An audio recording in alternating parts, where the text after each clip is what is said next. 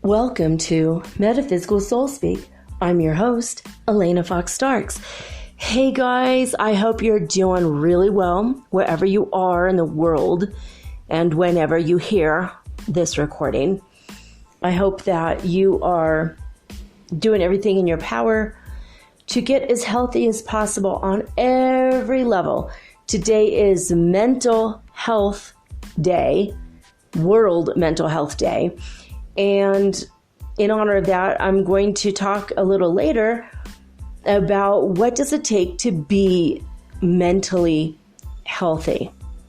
So we're going to go over some tips and tricks and ideas on how you are going to improve your mental health, basically, feel happier and better, a little calmer, maybe less anxiety and such. But, we are still here in Ecuador with the riots. It's still going on. There were more protests downtown Cuenca today. I don't think they were as violent or bad. More people were out. Yesterday, October 9th, is a holiday in Ecuador. And let me look that up real quick. October 9th means... I'm writing means what in Ecuador, basically. So there was a lot more people out for the holidays, and people were throwing rocks at the police, but they were standing so far behind the other people in the front. They were also throwing rocks that the people in the back ended up hitting the people in the front. So there's a lot of chaos and a lot of injuries. Hundreds of people, I think, were injured minorly, nothing too major, except for one where a police officer beat one of the protesters to death. I think I reported that yesterday.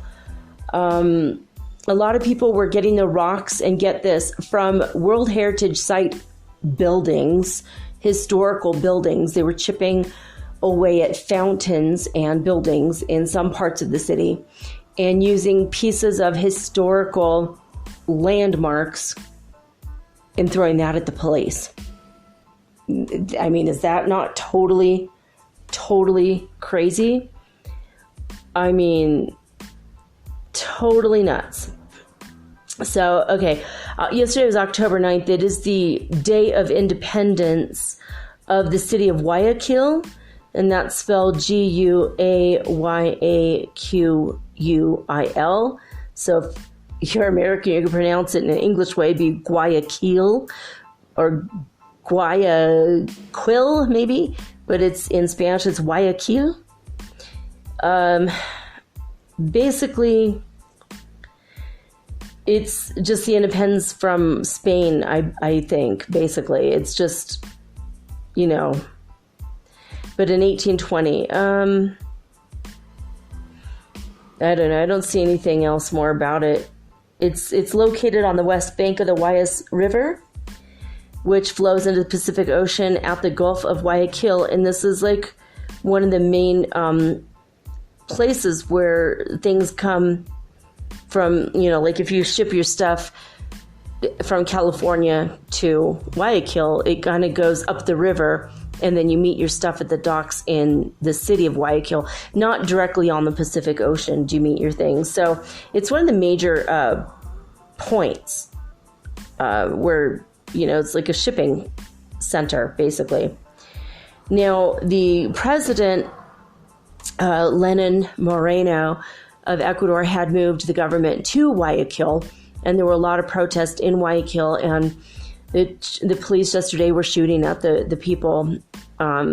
It just got really, really bloody and violent, and they were shooting at the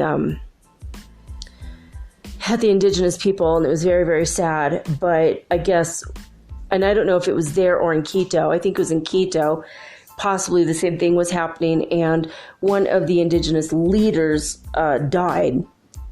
And so in retaliation today, 3 police officers were taken from the city of Quito and tied up in ropes and brought to native lands, and they were set on fire while they were still alive, while the people chant and screamed at them and kicked them while they perished while being lit on fire. It's just gotten worse and worse and worse and worse. And I have a sneaking suspicion that a lot of this has to do with the International Monetary Fund, the IMF, that where the government of Ecuador borrow money from them. They have destabilized the economies of pretty much every country that has relied on their funds, including Greece and several others, nations in Africa, for example. I'm very, very worried about the state of the economy in the very near future. There's been reports about multinational, not just Venezuelans, but multinational people from all over. And you think about who hates Americans would be screaming that the United States is not our neighbor. Who would have started something like that? And who would have maybe spread the rumor that the U.S. is causing this, which the U.S. is not. The International Monetary Fund has nothing to do with the U.S. There's ties and connections to everything, but this wasn't the government of the United States doing anything. But who hates? So I think about, Venezuela and, Cuba, right? There's a bunch of places where, we did sanctions against Cuba for 50 years. Of course, they're going to, take that personally. In the 50s, people traveled to Cuba all the time, and they had a really wonderful tourist economy. And then the Bay of Pigs happened, and bada boom, bada bing, we're against Cuba. Maybe China, are they really our friends? I don't know. They're communists, so there's some basic ideologies, problems. But so I think about, who in the world actually doesn't really like Americans or the American government? And, most people don't, but who would take it so personally that they would wreak havoc and chaos down here. So I've been really thinking about it today. I've had more of a clear head. We did not have the people out in front. There was no roadblocks, thank God. The roadblocks on the outskirts of every city in Ecuador still continue. The military has been trying to get the trucks through the blockades, and in some instances, they have been able to negotiate a deal, i.e., money exchanging hands to the indigenous to allow the trucks to pass. I think this is 100% wrong. I think that they should, at this point, just say you're causing people a great deal of pain and suffering. And, why? We don't go to your lands and do this. Don't come to our lands and do this to us. We should just leave each other alone, basically. But no, they are just still wreaking havoc on the outside of every city. And there still is no power downtown in Cuenca. There were protests today. There was a lot of graffiti. There's a lot of damage and vandalism. A lot of thugs out, a lot of delinquents, people taking out their pent-up anger out on the police and out on everything. But today, in some parts of the city, there was a widespread cleanup where everyone was cleaning the streets and kind of getting things back to normal. The military was offered a deal by the Coral supermarkets, the Corral, C-O-R-A-L. You can say Coral in English, but Corral in Espanol. And they struck a deal. And this morning, they flew in through the airport, since they can't get past the stupid blockade people. They actually brought in supplies and delivered food to every Corral supermarket in the city. And so I went there, and it was a hustle bustle thing. I mean, like everybody, it looked like a really busy Saturday afternoon. Usually that place is packed on Saturdays, just like every grocery store in the world, basically. And today, I mean, what is today? What is the day? This is like Thursday, right?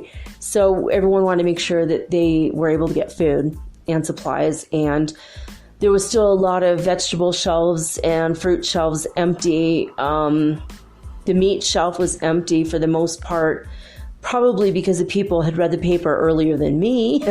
I went right when the sun was about to set, and I came home about 30 minutes after dark. But I didn't get meat. I actually got shrimp and fish and like tuna steaks. But this morning we woke up and there was no gas, and we had no hot water. And I'm like, oh my God, this is a nightmare. How are we going to cook our food? Like, I have no food for 12 days, but holy crap, I didn't think about the gas situation. So I went and I looked for what's called an electric kitchen. In the US, we know that as a hot plate, where you just plug it in the wall and you could cook. It's like a burner, or you could get, 2 to 4 burners, however many you want. But just to get one, it's like $15 for one burner. Well, I went there, and of course they were sold out because everybody needs the same thing. They got a shipment of, this is weird, a bunch of propane tanks, even though there's no propane in the city right now. So I was scared. I was like, oh man, we're going to have to go across the street and down a block or two where there's a pathway near the river. And the pathway is really wide and it's not under trees. And we were thinking about building a fire and camping out and cooking as if we camp there, during the day so that we would have food for the night. I was unable to make my quiches last night. And I'm like, well, that's a blessing, because maybe halfway through them baking, we might have run out of gas, because I don't know at what point the gas stopped. So I'm like, all right, fine. What are we going to do now? And so we looked and looked and looked, and I'm like, maybe there's a crock pot. Oh, they're sold out too. And I found a thing called a digital steamer by the company Black & Decker, right? I'm like, what the hell is a digital steamer? But you can make apparently rice in the bottom, and then fish or meat on top of that, and then on top of that, vegetables. And it just steams the food. But also it has the way that you could steam eggs to make them hard boiled. I'm like, well, that's kind of interesting. All right, I'm going to do that. All right. So for $60 freaking dollars, I did that. And I also bought baby wipes, and that's my new shower. And I bought stuff to spray in my hair, dry shampoo. I've never in my life tried dry shampoo. It is the weirdest stuff. I came home and took my quote unquote shower and shampooed my hair with dry shampoo, quote unquote shampoo my hair. Crazy, crazy stuff. It's like my hair looks cleaner. It's a little fluffier, but it's not, it doesn't, I still need to wash my hair, but it's a lot cleaner than it was. So, hey, there's that. And it smells nice now. Weird. I found, again, another import from the U.S., Hask brand chia. And I got my son the coconut one. I figure, if he doesn't like it, we could trade, or, we could try it and see what we like, what we don't like. I'm like, this is kind of neat, though, for camping. This stuff is kind of neat. We also bought thermoses, because I figured if we have to go cook at the river, we might as well bring our thermoses full of hot chocolate or whatever, or maybe that's how we carry our water. I don't know. So we're like, maybe we'll make tea and go hang out by the river together and drink our tea and just have a lovely day. So I planned for all this contingency of now we might not have gas, and the convoys are trying to come with the propane tanks so that people won't suffer, and people will have a way to cook their food and heat their water to take a shower. And the indigenous people, they just don't give a shit. They just really don't give a crap, and they're very, very, very, very angry. And it's like, there's, I'll tell you in a minute what it's called. I forgot. But, okay, so this is another weird thing, is that when a company or a country does not pay the International Monetary Fund back, my son was looking into this today, and there was like a documentary he found online that he watched, and he said, I've been looking into this because I feel like this is not good. I'm like, no, I think they made a deal with the devil. I mean, not to actually insult Lucifer himself, because honestly, I don't think the devil could have come up with a worse scenario. I don't think the devil is as evil as the IMF, just to be honest. So when a country is not able to pay, what happens is they can just take whatever the hell they want. I think they could come in and take land. I also think they could come in and take people's property, like personal property, as well as bank accounts could be seized to pay off the debt, which is why, of course, the president immediately stopped the subsidies. That gives the government $2.7 billion in their pocket per year. So starting from this past week. So a year from now, they will have $2.7 billion. And some of that money is going to use to fund some public programs and give some money back to the people. But it's going to help the government and also to pay back the IMF. Well, what happens is the IMF will give the loan, and then they will unstabilize the region doing various things secretively. And this has been documented in this documentary.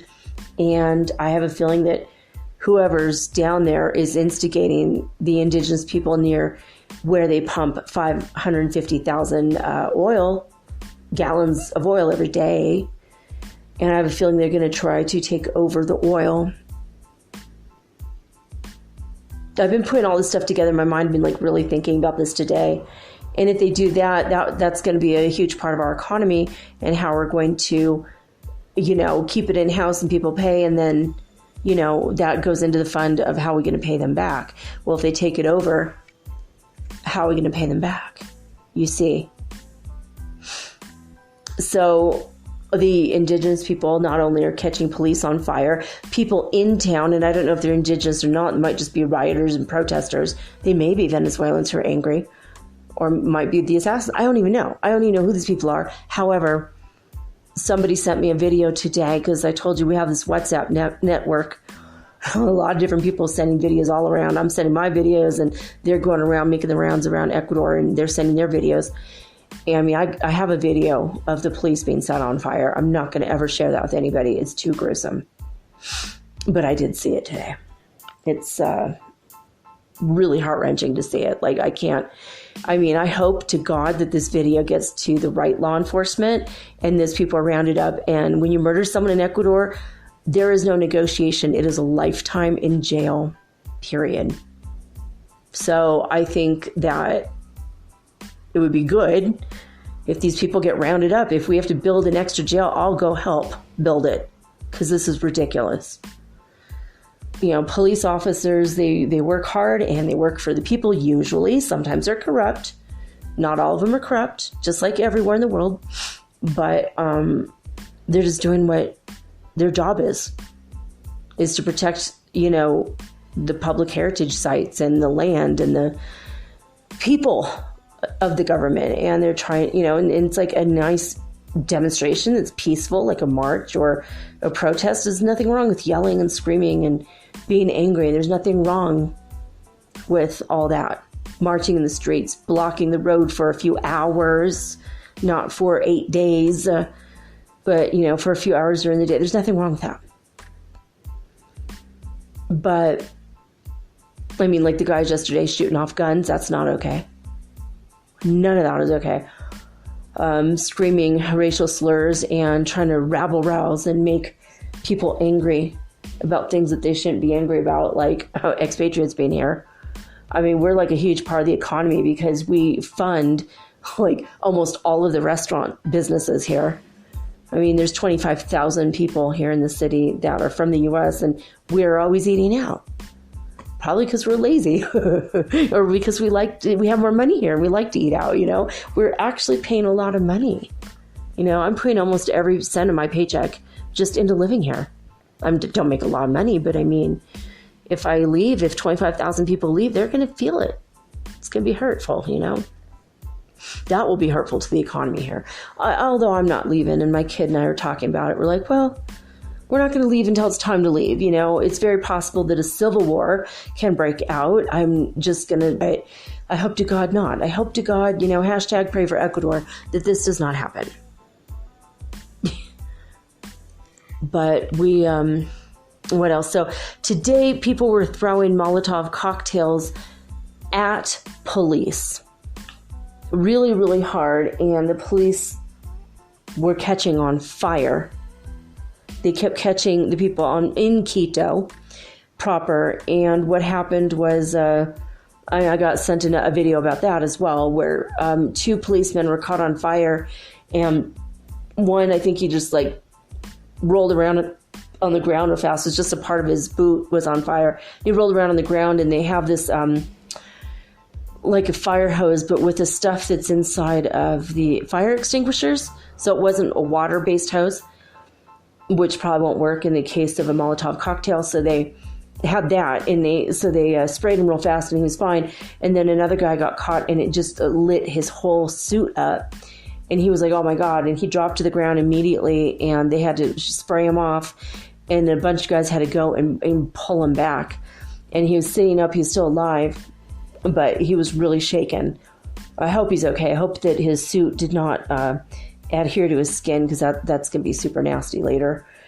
I'm worried about the police, because they're doing what they can to keep the people under control, and they can't. Everything's completely out of control. It's really, really scary. Quito has been a really scary place. It was a scary place when I went a couple months ago, and nothing was happening, but it's still scary. I went and ate in a restaurant, and there was bugs in the food, and they didn't give a crap. They just gave me, they just said, okay, you don't have to pay. I'm like, I'm not going to frickin' pay for anything. There was no bugs in the tea. Here's $3 for the tea. Bye. And then they went ahead and just started serving everyone else. They did not care. They said, it's not roaches. Like that, really, it's going to make it better? Dude, is this part of your recipe? Because, ew, get the bugs out of the frickin' food, And it's stuff like that happened in Quito. I was just like, oh God. It was just, there's so many low vibrational people that just don't give a crap, I mean, you guys noticed that when I was unable to make one of my shows, and they just didn't care. They could have just reset the Wi-Fi in 2 seconds, but they didn't care. And the other time, the next day after that, I waited until 11 o'clock at night. I couldn't do my show. I started from 5 trying to do the show, and it wasn't working. It finally started working, so I was able to do the show. And the whole time they were knocking and pounding on the door and screaming at me. And I told them at 4 p.m, the internet does have to work. Can you reset it? And they said it works. I'm like, no, it doesn't. And then I guess they did reset it, or they didn't reset it until 11 at night, and then yelled at me the whole time. It's like, wow, that's good way you treat your guests there, It was and it was the city was full of people that every couple blocks or so I ran into situations that were so sketchy like that. And then in the middle, there was wonderful, amazing people. They're like, yeah, it's a dangerous city, be careful, but it's my home and I love it, So it's just like anywhere else in the whole wide world, But there's a lot of weirdness and sketchness feeling energy there. Like you could get jumped at any time and they don't care. The president himself of this country was shot and became a paraplegic in Quito, shot for his wallet. So the president of this country is in a wheelchair, so that's how dangerous that place is. But it's way more dangerous now, and 200,000 indigenous people have started to arrive. 200,000 people on purpose to create more protests. The president had moved the government back to Quito, and now this is happening. I'm sure he'll be back in Guayaquil by, in 48 hours. He's going to have to go. He might have to say he's in Guayaquil and go to some other city, because this is really, really ridiculous. And people are filming him if he's in a car and putting that out on the internet. This is the street where we saw him. I mean, I feel really bad for the president at this point. I'm just dude, I hope you're going to be okay, because this is crazy stuff. So almost 250,000 indigenous people including people that are already there from all of the nations, all the tribes are going to protest this. And it's like, what the hell? But apparently it's for because of one indigenous leader who was violently protesting and encouraging people to be violent, in addition to all the natives blocking all the roads to hurt all the people that they're calling the ricas, the rich people. But that's not necessarily true, because a lot of people in the city are struggling. There's a lot of people that are just barely making ends meet, and they are scared as hell. They don't have extra food. I have a friend in Quito that's just, he admitted to me that he and his mom couldn't even afford a bag of rice, and he wasn't going to get paid for like 3 or 4 more days. And they were scared to death because they didn't know what was going to happen. They had to keep all the lights off because they couldn't afford even the electricity with the subsidy. And I'm like, how are you not making your how are you not making your bills? You work, your mother works. And I guess his mother had been sick, and so she didn't have her income, and that was it. That was the end, And there's a lot of people in that kind of a situation. So they don't know, but they just assume that everyone in town is rich, because they live in a different kind of setting, I suppose. It's like, how are we rich? We're not able to grow our own food. We're not able to have chickens in our yard. Like people in the city aren't as rich as people in the country. You could grow your own food and be 100% self-sufficient. And once a year, you pay your $150 on your land tax. But probably native land, they probably don't pay anything. So truly, really and truly, they are the rich ones. The people that decide to work, and now their bus fares just went up. But that's no reason to go kill everybody in the city or whatever. I don't know what the hell they're planning. Hopefully it's just going to be a peaceful demonstration. But the president did say today he's absolutely planning to meet with the leaders of the indigenous tribes, and he is absolutely going to meet with the taxi union and the bus transportation unions, and he's going to set up some guidelines that will make things a little bit easier. So he's like, okay, look, I'm willing to negotiate. I've always been willing to negotiate. He didn't want to negotiate with the terrorists, the people who were creating all that thing. But then he started sorting it out like, oh God, they're being rabble-roused by the multinational people that have nothing to do with Ecuador. And now me personally, I'm thinking it has something to do with the IMF. Scary ass shit, man. So I'm going to tell you guys something about, this was a very interesting thing. Now, Gary Scott, I've been getting his newsletter. If you want to move to Ecuador, which obviously this week no one does, but if you want to move to Ecuador, he's got this newsletter, and I've been getting his newsletter for about 10 years. I've been wanting to come here for almost 12 years, and I found him about 10 years ago, maybe 9 years ago. So he had his lawyer, Andres Cordova, who obviously is Ecuadorian, and he's very intelligent, and he speaks English and Spanish. So he wrote this letter to all of the expatriates that may or may not understand what the hell is happening in Ecuador. So I thought this was very enlightening. So I'm going to read this to you. It's not very long. Ecuador's state of emergency. Earlier this month, Lenin Moreno, the president of Ecuador, announced several economic measures, including the elimination of the requisite for the prepayment of income taxes, which is something that is widely welcomed. Okay, I have to stop for a minute and tell you what this is. So every time you go into a store or a restaurant or any place of business, they ask you, would you like to pay your IVF? And for the longest time, I'm like, what the hell are you guys talking about? And then they're like, it's impuestos. I'm like, well, no, of course I don't want to pay impuestos, right? And they're like, okay, because it's your decision. And what happens is when you pay, but you have to pay and most people want to do this. And what you do is when you go to pay, say, $100 at the grocery store, maybe 10% or 2%, you pay extra, right? And so that every time you're making a payment for normal stuff like eating out, you buy a pizza, you add another $2. You buy, groceries, you add another $20, whatever. And the government keeps track of this number. And at the end of the year, right before tax season, all of the businesses send this information into the government, and everything's tallied up.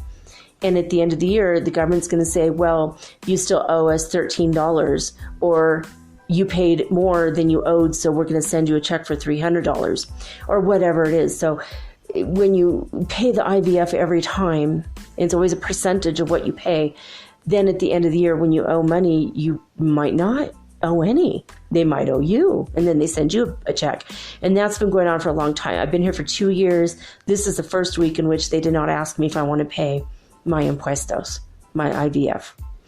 And it's always been confusing to me. Like, why would, like people just need to learn how to save their money if it's going to be that high? And it's not that high, but it just kind of made life a little bit easier, but also it's kind of hectic.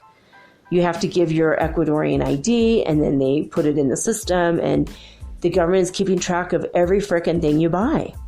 So it's a little bit invasive. So they got rid of it. He got rid of it, like in the past couple weeks, which is pretty awesome, actually. But now people have to learn how to save. Hopefully they will. But so he says that's widely welcomed. I think that's good. I don't think that they should keep tabs on every single thing that people buy. Anyway, this also, another thing he did was he eliminated taxes on machinery, computers, and tablets. So I bought my son a couple years ago, about a year ago, I bought him a computer. It cost me $500 for a normal computer. That would have been like $350 in the United States. Yeah, import taxes and other taxes. That's how much money was the taxes on the machinery. It's like almost impossible. Like a normal laptop that would cost $250 in the States costs about $350 here. It's like ridiculous, right? And sometimes up to $400, just for a basic laptop. So he got rid of all the taxes on that. He also implemented what he's calling a special contribution from companies that make over $10 million per year, and many more other things. He also got rid of import and export taxes. He's eliminating a lot of taxes that he was feeling was impeding people's businesses. Right. It's like, it makes you think twice. Really, do you want to drop $400 on a laptop? Like, I don't know, maybe I'll just keep the old one. You know what I mean? So it's going to be something that will stimulate the economy, and eventually it's going to make things better. And so the special contribution is in addition to taxes on companies that make over $10 million a year. And I think that's fair. All right. So among the measures, the president announced the elimination of all subsidies to gasoline and diesel. And also, and he doesn't say this, but also electricity and I think gas for your house, but maybe not for water. Maybe he's still subsidizing water. I'm not really sure. Maybe that one too. I don't know. So basically house things, normal bills that you pay. So he says, and Andres Cordova says, it was a very bold move, especially for a president with rather weak approval ratings, as the elimination of these subsidies has been a thorny issue for decades, and no government dared to do it. Upon the official announcement, after days of anticipation, many economists, directors of production chambers, and important segments of the population praised these economic measures, especially the elimination of the subsidies. They deemed them to be a step in the right direction. The rationale being, in what regards gasoline and diesel prices, that too many governments had simply kicked the can forward, retaining subsidies worth billions of dollars that mostly benefited the middle class and the higher class that they don't really need them, and creating distortions and problems, including substantial contraband to neighboring countries. So basically, the subsidies, the poorest of the poor people already get money from the government, right? So they could have already afforded it either way. And it did help them too, but the people that were benefiting the greatest were the rich people and the middle class and the very wealthy. And so eliminating the taxes, then, we get to pay our fair share, which is normal and natural and should have already been happening for 40 years. But, so basically, let's see here. And yeah, the substantial contraband to neighboring countries. Okay, so this is going to eliminate a lot of the import-export stuff that's illegal, like human trafficking, drug trafficking, so getting rid of the subsidies, excellent choice. Get rid of that because it's going to eliminate a lot of human trafficking related things. Sex, slavery, kidnapping of children, all of that. It's going to not maybe eliminate it, but it's going to really make it a lot harder for those things to happen. And the U.S. government has been putting pressure on the Ecuadorian government to stop not only human trafficking, but terrorists have been coming to Ecuador first and then like walking up Central and South America, Central America into the U.S. Like they've been trying to cross the border. There's been several instances where they discovered people that were in ISIS. They come through Ecuador first and then they go.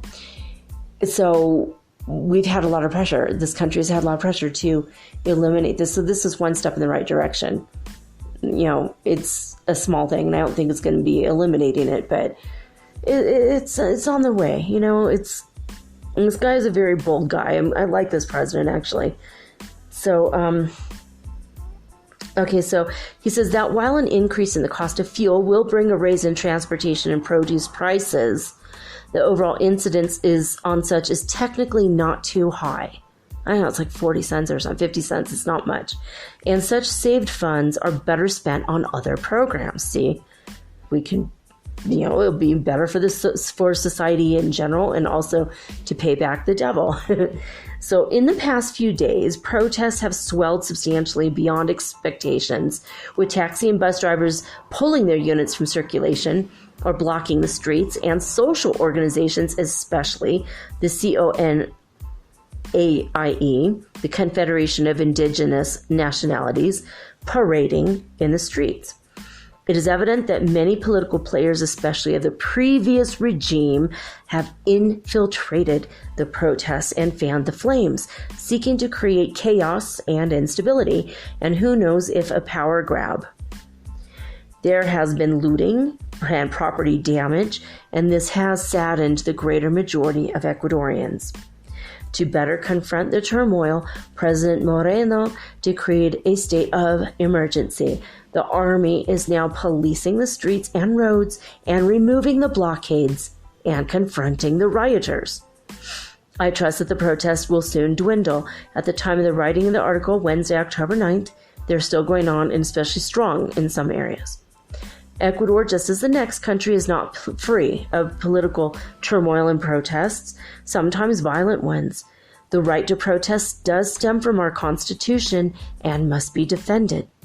What we cannot tolerate is this level of disruption. Some of the key players in the protests have distanced themselves from the chaotic elements the greater population has frowned upon. This is a start. Yeah, there's a lot. All the taxis are out today. We took a taxi today to the store and back without a problem. They didn't try to ask us extra money or anything. The buses were running. The buses came back today running, and now they're charging 40 cents to ride the bus instead of 30 cents. And they're charging the higher price until they can figure out if they can negotiate with the state or the city for extra subsidy or something. They're trying to figure it out so they could go back to their price of 30 cents to ride the bus. But in the meantime, it's going to be 40. So, it's not a lot. It's for the little ladies who are on a pension, it might be a bit of a stretch, but overall, it's probably going to be okay.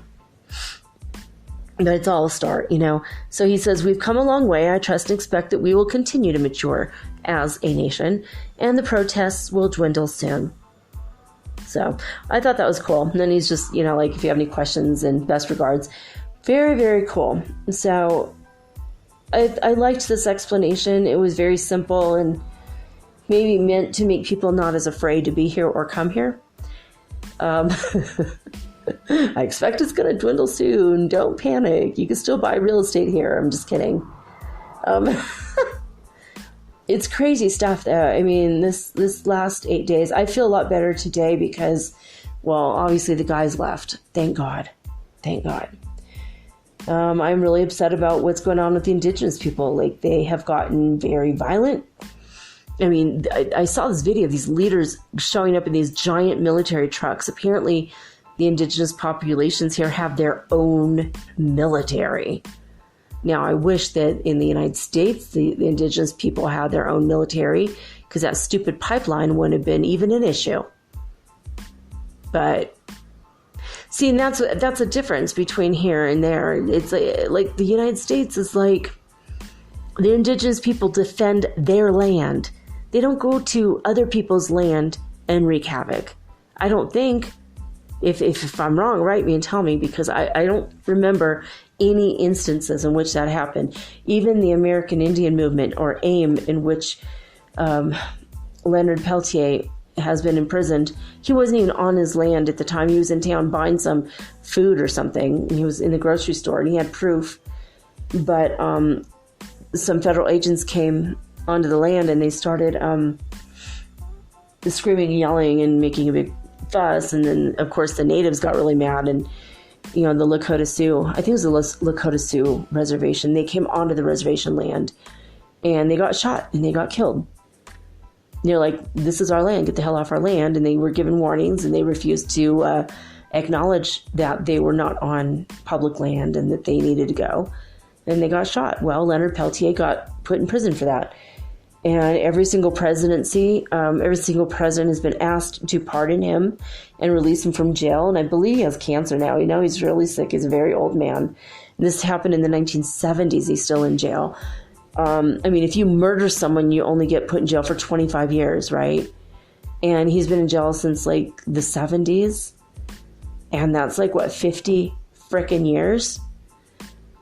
And he wasn't even there, and he didn't even have the gun. Like, the evidence was that he didn't do it. He wasn't even there. He had a grocery store receipt that was stamped about the time these people were murdered, like 20 miles away. But because he's a leader, they blamed him. He's like, of course we're going to defend our land. Obviously, it's our land. We have a right to defend it. But so there's a lot of very unfair things in the native population in the U.S., but in all of the native lands and reservations.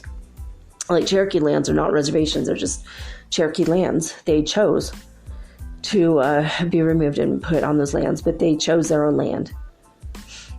They're no dummies. Those original leaders of the Cherokee Nation, they were very smart. They picked really good land. They have, they picked hunting and fishing lands, and they did the right thing. Unfortunately, they had to be removed from where their home was for God knows how long, thousands of years maybe. But that was, my grandpa grew up in Arkansas, Cherokee lands. Yeah, but anyway, but here I don't know why the leaders think it's okay. Now, I understand going to protest or march in front of the presidential palace. I understand maybe wanting to set up, like an encampment and just sit there for the next 2 or 3 months. But I don't get bringing your military in, kidnapping people, setting them on fire because they happen to be in law enforcement. This part I don't get. And taking it out on every city in the country. What did we do? We did absolutely nothing, This guy made a decision on his own, the president. So it just absolutely boggles my mind, and the only thing I could think is that they've been convinced somehow that what they're now doing is correct. And I see that there's a very real possibility of a civil war here. I hope to God not.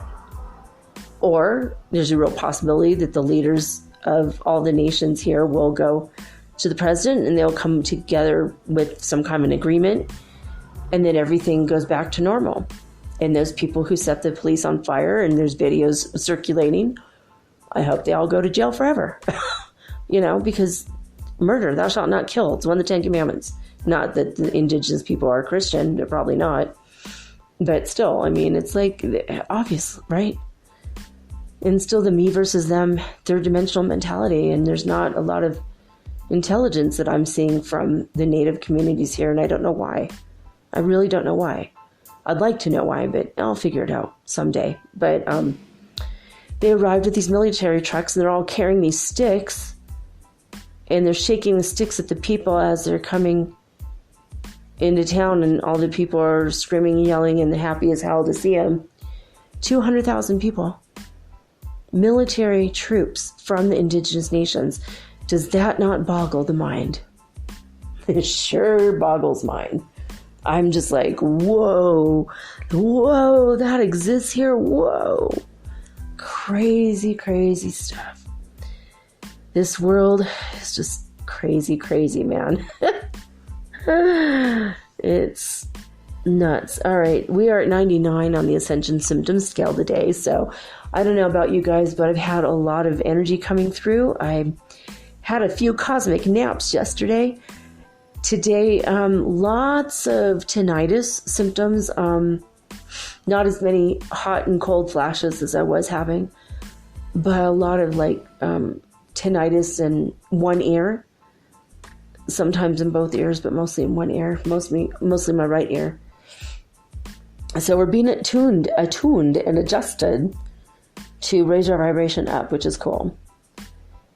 I have a lot of physical energy in spite of the fact that in the last 2 days, all I ate was a packet of peanuts for each day, trying to stretch our food out, thinking we might have to be stuck here for a week and a half in our house, and not knowing that food would come because the shelves were empty at the store. And thank God, I mean, the military flew in the food, delivered it to all the stores. We went and we got fresh vegetables and a mango tonight. Oh my God, I was so grateful for that mango. You have no idea. And when I first walked into the store, Danny greeted me. He's one of the people that work in the store. He's a shaman, actually. Very sweet, very intelligent person, speaks English and Spanish. And he told me, I started speaking to him in Spanish and he started speaking to me in English. I'm like, okay, we'll do English. That's cool.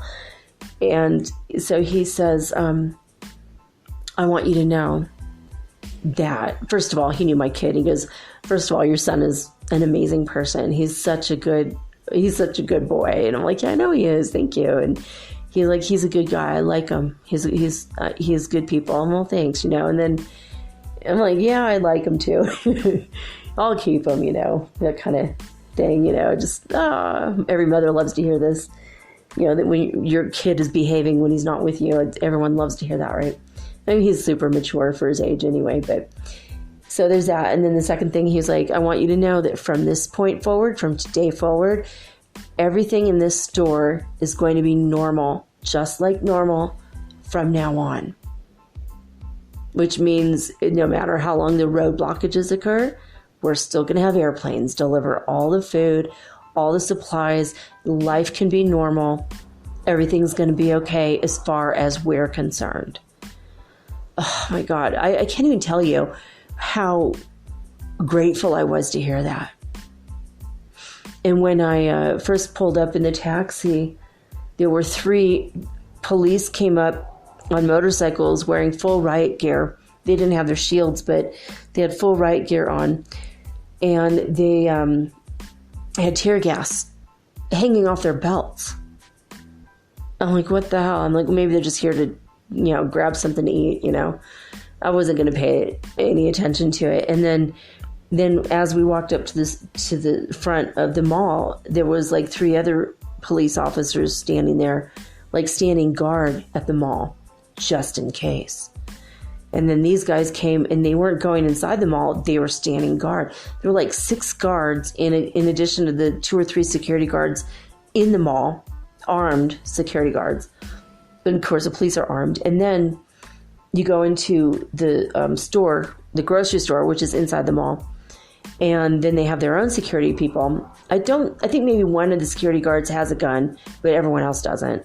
But there's 2 or 3 or 4 security guards, and there's a couple people, plainclothes security guards, just making sure people don't steal. Just typical, every other store in the world. But it was pretty creepy there. I was like, oh my God, I'm not used to seeing so many police in one place. And I didn't go downtown, so I didn't get to see all that. But only on videos. I'm like, yeah, it's enough for me. I don't need to be... I have asthma. I don't need to be tear gassed, especially when I'm doing nothing wrong. I'd be standing there filming it all, I'm not going to scream and yell and throw rocks at the police. It's and that's the other thing. They have facial recognition software, the national police as well as the local police. And so they have literally pictures of everybody's faces. And now the detectives are going through all of the pictures frame by frame of all the video that was sent immediately, uploaded to the police. And now they're going to arrest everybody that was committing vandalism and who hurt other people by throwing rocks. It's like crazy. It's like, did you guys not realize you're being watched 100% of the time? Completely ridiculous, right? Okay. Schumann resonance today from disclosurenews.at. 42 hertz. That's what they're reporting. Today, the activity returned more significantly. The first significant variation was at 7:30, and then within a few hours, it reached to a maximum of 42 hertz, and the movements are continuing. So, all right, that's cool. We'll take it, right? 42 is the beginning of the fifth dimension. So let's see where the rest of the world is at. Okay, so California started off at 105 hertz frequency, and they remained the same. Again, it's like 4 lines across the bottom, except for South Africa, which is like way off the charts again. So California was just at 105, and that's it. Now, let's see here. In Hofuf, Saudi Arabia, they start off at 103 hertz frequency, and they ended up at 104. So very close to California. In fact, at 1 o'clock in the morning, they were both at 104. So at midnight, Lithuania was at 136 hertz frequency, and they went to 138 4 hours later. Now, Alberta, Canada was at 170 hertz frequency at midnight, and they went to 166 by 4 a.m. And Northland, New Zealand started off at 68, so they were the lower one, the lower frequency there. 68 hertz frequency, and they went to just 68 hertz frequency. That's it. They stayed exactly the same. So they probably didn't have as many Ascension symptoms as people in the higher numbers. I'm guessing. I don't know. But now in Hulului, South Africa, they started off at midnight at 337 hertz frequency, and they went to 416 hertz frequency by 4 a.m. Now, again, these times aren't from those areas. I'm assuming that it's like California time or something. But at the same time, exactly, that's what was happening all around the world. In A Course in Miracles, acim.org, we are on lesson 122, and it's a really good one, kind of appropriate for today. In general, it is a World Mental Health Day, and also just trying to forgive the people that are doing the riots, and, the multinationals are obviously getting paid under the table to wreak havoc in this country. It's pretty horrible. I think people will figure it out quickly, and I think we'll figure it out. I think everything's going to be okay soon.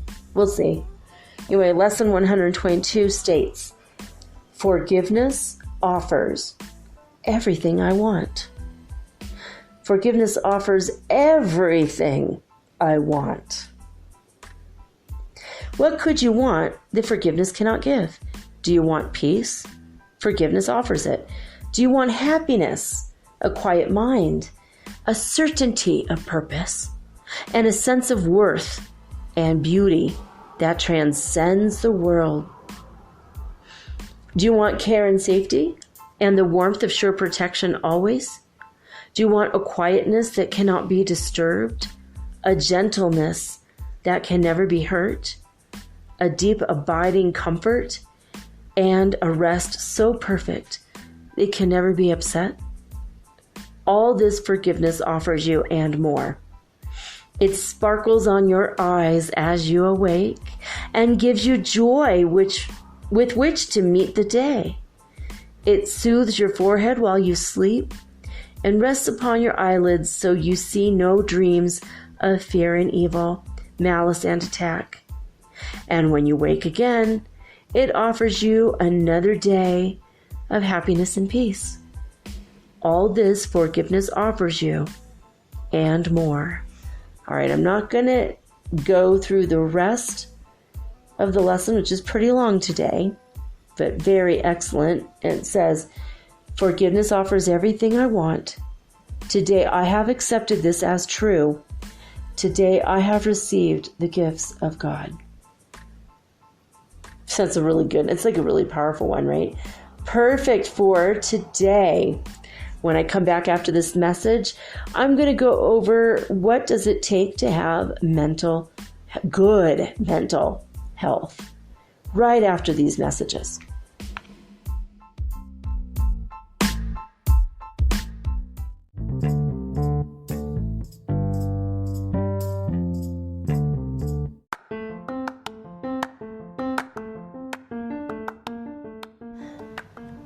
If you haven't heard about Anchor, it's high time you did. It is the absolute easiest way to make a podcast. First of all, it's absolutely free.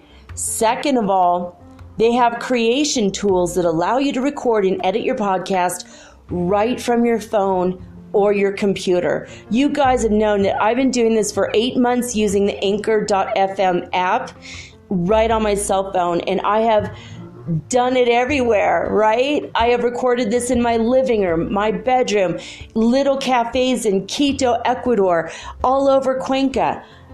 It's so absolutely easy to make your podcast, and editing is just a snap. Anchor also will distribute your podcast for you, and it took me about 2.5 months to become syndicated, and now I'm available on Spotify, Apple Podcast, and many more, and so can you. You can make money from your podcast also, and there's no minimum requirement. You get paid from your very first listener. It is everything that you need to make a podcast all in one place. So please, if you are interested in making a podcast of your very own, do not hesitate to start with Anchor. Download the free Anchor app or go to anchor.fm to get started today.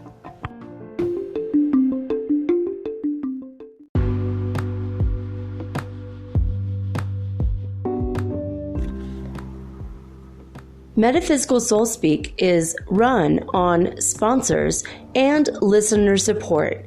This means listeners like you. If you are so inclined to support my efforts and my little podcast, please visit me at anchor.fm/metaphysical and pledge an amount of your choosing today. Thank you.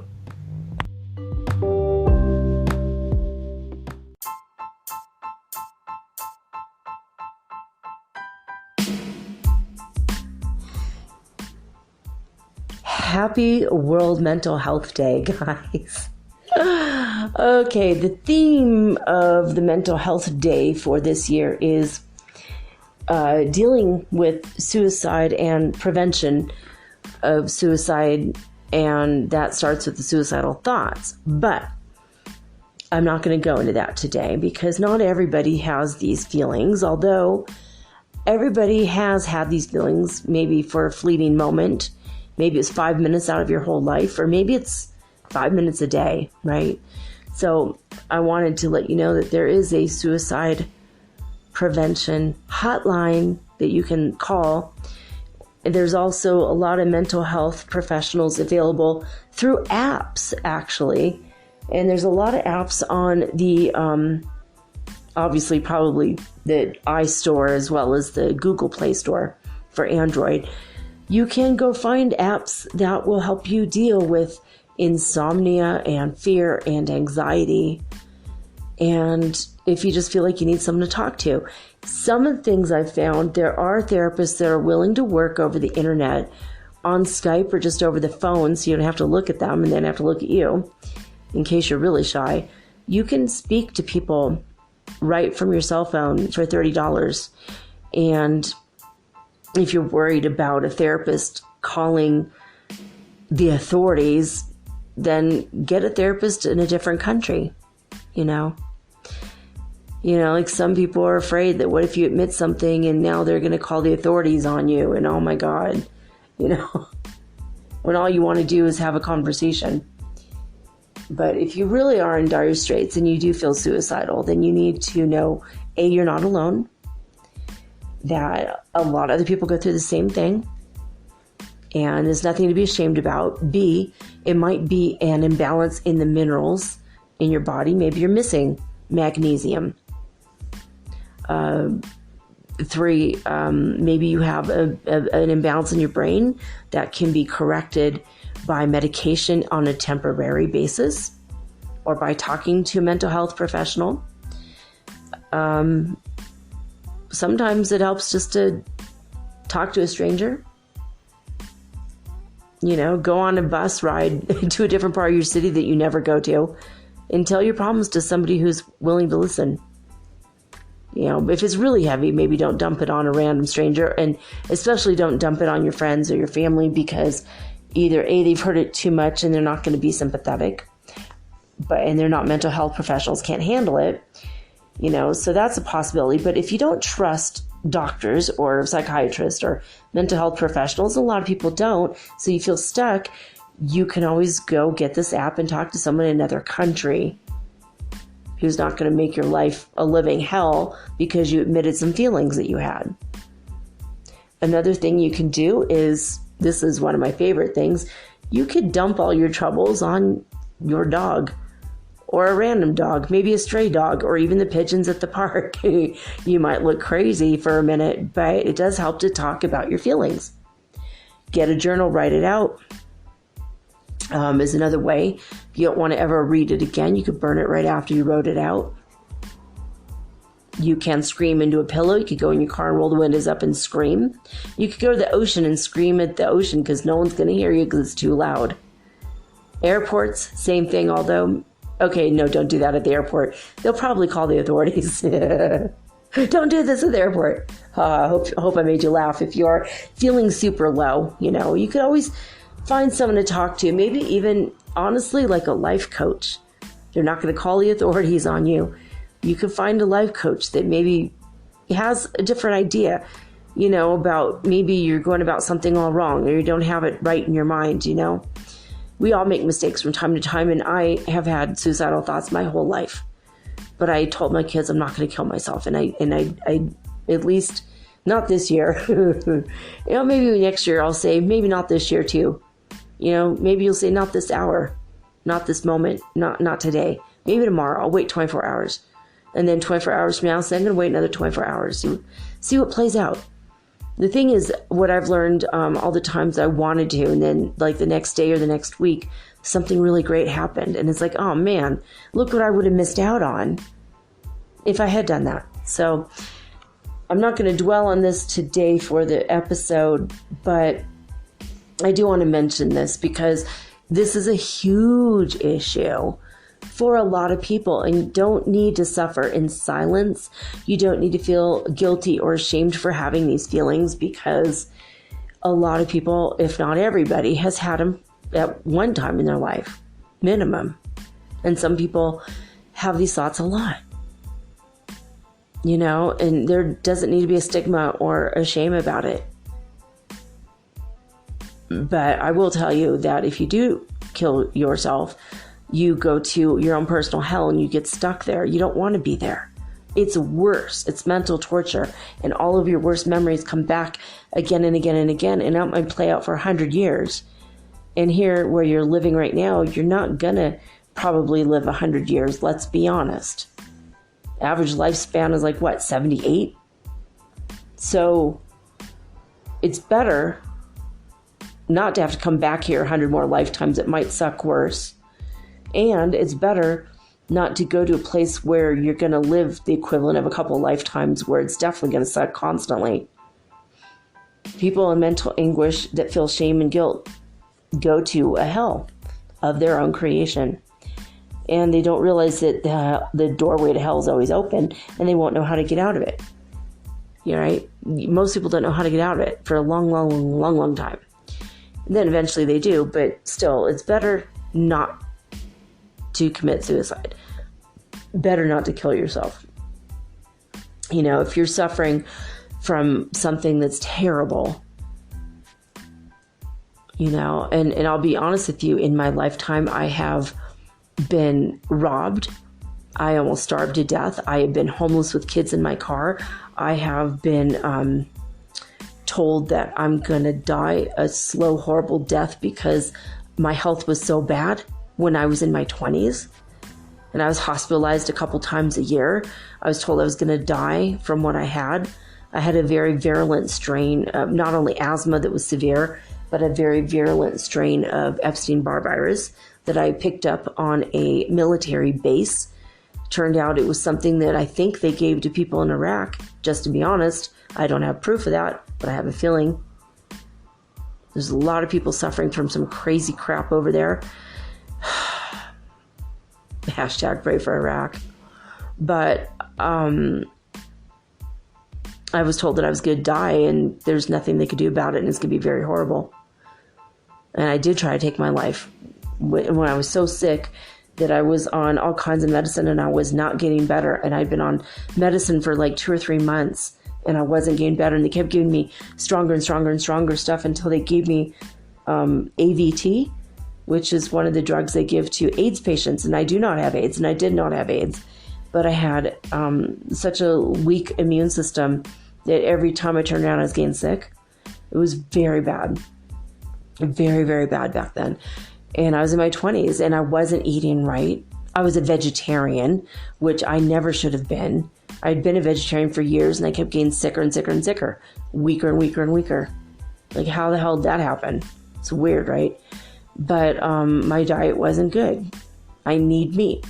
And when I eat meat, I feel strong and healthy. Meat has omegas in it that other food doesn't have. And even Jell-O, which is made from the connective tissue of animals, that has proteins in it that nothing else has. So if you eat Jell-O or drink Jell-O tea, I make it hot and drink it. I don't wait till it gets cold and sets. I just find it more comforting. It's like, so I call hot Jell-O tea. But and I do with the flavors, there's stuff that's in the Jell-O actually prevents the absorption of the sugar, which is pretty cool. So it makes it a fairly healthy snack. The color of my hair has come back since I tried it. And it also cures health issues such as leaky gut syndrome, which is not as yucky as it sounds. It's just when you get little holes in your small intestine and food particles can leak into your perineum and gives you bloating. So Jell-O is actually one of the cures for that. Gelatin. It's weird. But I've been through a hell of a lot in my life. And I told you guys yesterday some of the stuff that other people had assumed about me and things that have like randomly occurred in my life, So I've had a lot of thoughts of, I just can't make it, I can't go on. Not since I've had my kids though, because I want to live for them. So that gave me something to live for. Thank you, God. So if you do feel this need to talk to somebody, trust humans, go talk to an animal. Go to the zoo. Talk to the animals at the zoo. I think bears can be pretty sympathetic, actually. Big brown grizzly bears or brown bears. They seem very interested in us. And, go to a fish museum, talk to the fish. Go find a way to get it out. And but definitely look into the mental health professionals. Also, if you don't eat cheese, because if you take an MAO inhibitor, that would be bad. And St. John's wort will increase your happiness factor, your serotonin. Eat chocolate, that increases endorphins. You can have cocoa powder without sugar in it and add stevia to it, and coconut oil, because there's so many good benefits to eating coconut oil. You could change your diet around in a way that you will be mentally healthy. But if you have serious anxiety and that makes you feel like you want to die, I'm going to tell you right now, there's a program on, it's called something about hip flexors, fix your hip flexors. But look up hip flexors. If you release your psoas muscle, we have 2 of them, like one on each side of your body. It connects your torso to your legs. And this, because we sit a lot, this muscle shortens and it creates anxiety in your body. And if you do it's called Unlock Your Hip Flexors. Look it up. Just do a Google search. It's on clickbank.com. Eventually, I'm going to add it to my website. I haven't done it yet. But when you do this program, literally in 10 minutes, you do these exercises. It takes like 10 minutes. And it takes like an hour to like hear the explanation of and everything. You could skip through it and go right to the exercises if you're like impatient like I am. But the first time I did it, all my anxiety went away in 10 minutes. All of it.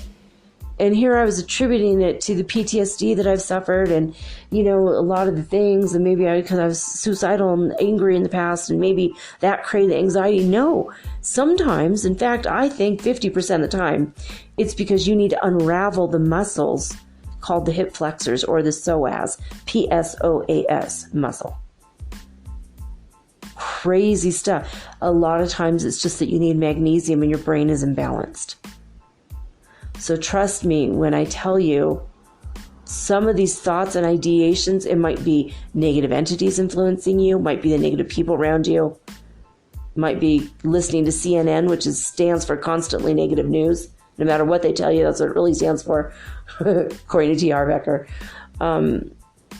So anyway, if you are having these feelings, please go see somebody. See a hypnotherapist. That might help. But most hypnotherapists are there for vocational, avocational self-improvement. That's what I was taught when I went to hypnotherapy school. So you're not able to really, you have to work with a psychologist or psychiatrist or someone with like an LCSW or MSW degree in order to work with a hypnotherapist, but you still could. I did it. My very first patient was literally someone who was suicidal. I'm like, oh my God, I got the worst possible problem on my very first client years ago, like 20 years ago. And I went to the head of the school and they're like, no, you can't. I'm like, no, I want to. And he's like, oh my God. All right, I'm going to monitor the situation. And I had a couple people that had degrees in psychology and their licenses, clinical psychology. And they were like helping me monitor, to see my progress with this patient. And I had to work with his psychiatrist, but I got him better, but I helped him get through it and release a lot of stress and anxiety. And that actually helped him. But then I think he said he's going to go to a fortune teller instead. It was ridiculous. I'm like, I could read your tarot cards, dude. Like, come on. After that, he probably went to a tea leaf reader, but he didn't want to face some of his own issues. But he wasn't suicidal at the end of the sessions with me. So thank you, God, for that. So it can help for that as well. Also, having low blood sugar, that can put you in a panic mode, and then your mind goes down this little trail of breadcrumbs that lead you to these ideations. So I want you to think about, eating correctly. But that's my little blurb on suicidal thoughts and ideation, because if you really are there, I want you to get better. It's okay. A lot of us have been there. In fact, I think most of us have. You're not weird or strange or different in a way that you won't be loved anymore. And besides the fact that God loves you 100% of the time, no matter what you do. God even created the murderers and the mean people and the just straight up assholes, okay? Then God loves them all no matter what. The sun shines on you, whether you're suicidal or not, you're a bad person or not. And even if you think you're a bad person, chances are you're not. It's just the way it is. All right. But tonight I have written down 21 ways, and this is all out of my own head, okay? 21 ways to have good mental health. So we're going to go over this. Number one, just like what it said in the Course in Miracles lesson tonight, forgiveness. And I'm going to tell you right now, if you forgive yourself for everything you've ever done wrong, that is going to alleviate almost all your stress. You have to forgive other people for what they've done to you, and you need to stop being a victim. You need to stop thinking of yourself as a victim. If you were molested or raped, sure, you were a victim in that moment, but now you're a survivor. You have to reframe how you see yourself. Okay? We've all been a victim of one thing or another, or 10 things or another, in our course of our lifetime. And the longer you live, the longer you give the world an opportunity to crap on you. But that doesn't make you a victim for life. It makes you a victim for 5 minutes or 10 minutes, however long that crappy circumstance happens. And then after that, you're still standing, baby, so you're a survivor. So you need to forgive yourself for thinking of yourself as less than other people. You need to forgive yourself for thinking that you made a mistake and you need to be punished forever for it. Because we've all made mistakes, right? So you need to forgive yourself for all the bad decisions you've made. You need to forgive yourself for having picked people that were wrong for you, circumstances that were wrong for you. And you have to forgive other people for doing wrong to you. You might hate their guts to the bone, right? You hate them so much. You need to forgive them and stop hating them. Not for them, for you. Write an angry letter telling them how much you hate them. Write an angry letter about all the ways you wish you could kill them, and then burn the letter. And you're going to feel better after this. I mean, really, for sure, you'll feel better.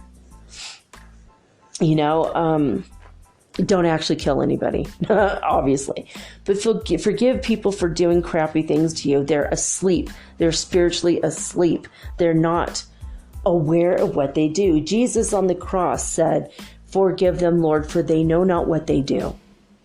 Whether you believe that story happened or not, it is a perfect example of how we should be for everything else. Now, if this did happen and this is true and this is what he truly said, can you imagine that situation where you're like brutalized for several days and you're hanging on a freaking cross with nails in your hand against a piece of wood, nails at your feet, and you're bleeding from all kinds of places on your body where they beat you up, and you're going to starve to death? And if someone is in that situation, they could forgive the people who did this to them and then find love in his heart for them, then certainly you or anyone else can. Now, I mean, a lot of people don't believe the story, Muslims don't believe it. And I'm Muslim. And I don't want to believe that it happened, but I don't know. I think it did. And I think that maybe on some timelines it did not happen. And I think on some timelines it did. But who's to say? It was thousands of years ago. I knew Jesus. I know he was a real person. I lived in that time. He called me little sister, and he still does. When I channel him, he still calls me that. And he's been conversating with me since I was a kid. I've had telepathy with him since I was a kid. And in those days, I knew him. I actually went to spread his word, his message of love, peace, joy, and hope. And so I didn't see him die. So I don't know how he died. I don't know if it's true or not. But if someone is in that circumstance, even if it's just a fairy tale and this didn't really happen, that someone thought so deeply to write this down, if that really truly happened, what could anyone have done to you that would be so terrible that you could not forgive them? Not one thing. Not one thing. Again, does it mean you have to invite them to your dinner table or into your life ever again? And definitely turn them into the police if they did something truly horrible, right? So you can forgive other people and you can forgive yourself, and you can forgive your life circumstances.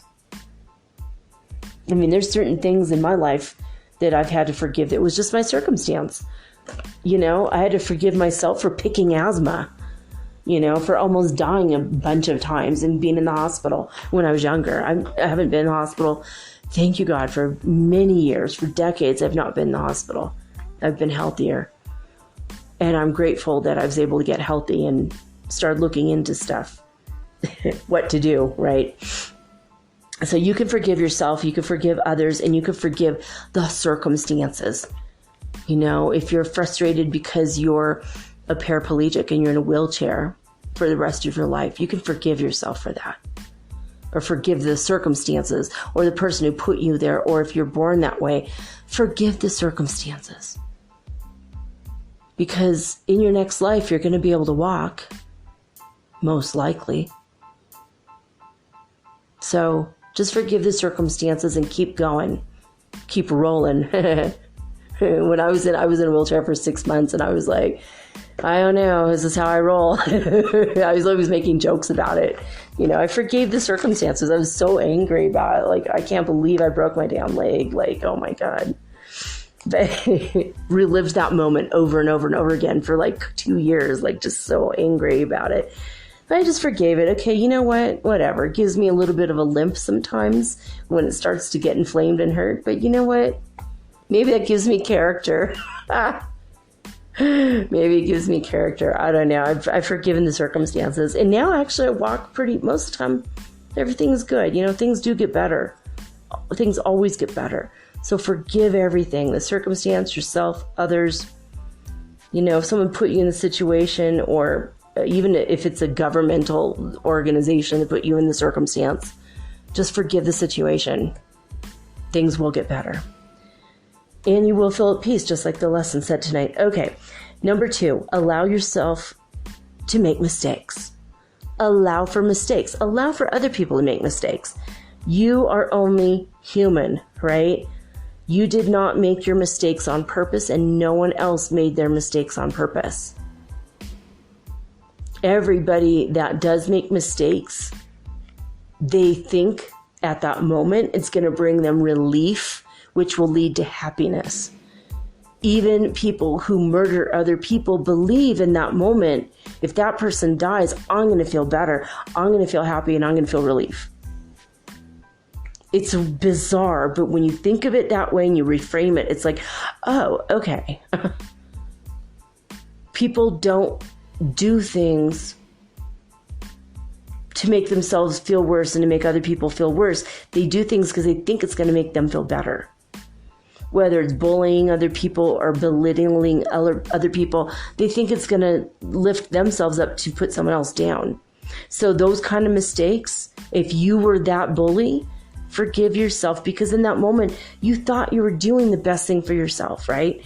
And then you found out later that you didn't. So don't beat yourself up for the rest of your life because of something you did maybe in grade school or something, right? But again, if you were the one being bullied, I was the one being bullied more than I never bullied anyone else. Well, maybe a couple times, maybe my little brother. Everyone has that circumstance one way or the other, or sometimes you were the bullier someday, but you have to forgive yourself and others and allow that you made mistakes.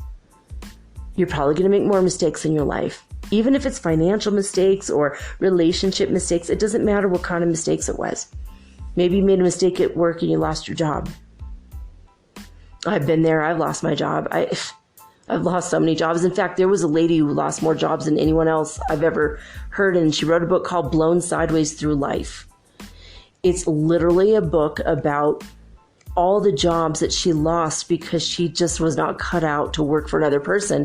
And she became a comedian. She learned to love herself in spite of her mistakes, and she was able to forgive herself and all the bosses that fired her, and she wrote it in such a hilarious way. And then she did a stand-up comedy routine. It was freaking hilarious. I saw this like 25 years ago, and it made me feel so much better about myself because I was so ashamed. Not only did I feel guilty, but I felt ashamed that I had ever been fired. I'm like, oh, I'm never going to tell anyone I got fired. I was like, oh. And then I saw that, and I'm like, yeah, so what? You lost a job that wasn't right for you. It wasn't a good fit in the beginning. Oh, well, there's always other jobs. You could leave that one off your resume. And I mean, even she had a job where she was a receptionist in a whorehouse in Nevada. So allow yourself to make mistakes and allow for other people to make mistakes. No one makes a mistake on purpose to hurt themselves or you. Usually, they think that what they're doing is the right thing for themselves, right? Everyone thinks that. So allow for mistakes. Number 3, admit your shortcomings. Don't dwell on them. Allow them to be seen and recognized, and then forgive them all, and then make sure that you know it's okay to make mistakes. you're never going to set out and do mistakes again on purpose, right? So number 3 is kind of tied to number 1 and 2. Just admit your shortcomings to yourself, admit it to others, learn to laugh about it. Yeah, I fell on the sidewalk. I freaking broke my leg. What a moron I was. It's like I don't know how to walk suddenly out of nowhere. But you know what? It's okay. Everyone makes mistakes. Allow it. Be okay with it. Be a genuine human being and admit it. And be okay with it. Number 4, admit your fabulousness. This is important. Do dwell on how great you truly are. I want you to, when you're done with this podcast, list 25 things that you like about yourself, that you love about your personality, things you love about yourself. You know, admit your fabulousness. You know, I love my own hair, or I love the shape of my body, or I love my mind, I'm intelligent, whatever it is. Love yourself and freely admit and embrace, acknowledge and love your fabulousness, because everybody has amazing things about them. Do you play the violin, bear the aim when you know? Love that about yourself. Are you a good poker player? Could you have a great poker face? Love that about yourself.